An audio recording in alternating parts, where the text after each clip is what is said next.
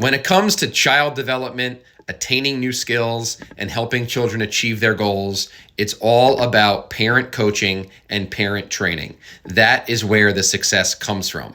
And this is a scary thing because I hear time and time again that kids are going to these different therapies. Parents are spending a lot of money on private therapies. The child is sitting in a room with the therapist for an hour a week, and the parents have no idea what's going on. The kid enjoys going, he likes talking to the person, they play games, they have fun, but I don't know what's happening. And we see the same thing with schools, with IEPs and 504s, where we've now forced teachers and forced therapists to focus solely on data. Everything has to be data-driven of what's seen within that therapy session or that classroom session. And there's little to no parent communication for carryover into the natural environment. This is why the progress has been so slow, and this is why we're seeing so many dysregulated children. Another alarming trend that many have noticed is this rising theme on social media of over-pathologizing the child.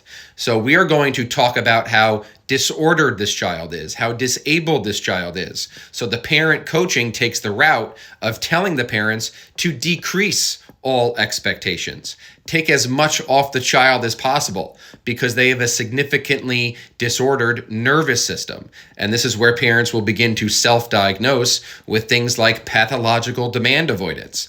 So we have to think now that this child has a disordered nervous system, so we have to give them screens so that they can self-regulate. More screens, the better for self-regulating. And take back all demands, withdraw demands because their nervous system is so disabled. I cannot expect them to function when asking them to do things outside of their comfort zone.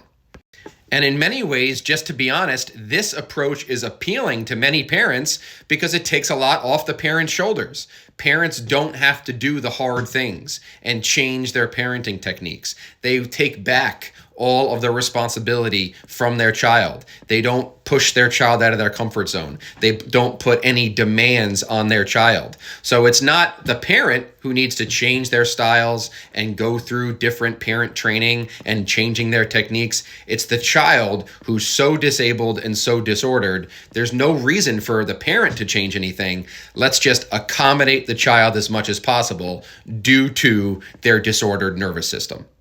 So really what this trend is doing is putting a temporary band-aid of peace and calmness in the home, but it is not focusing on long-term skill building.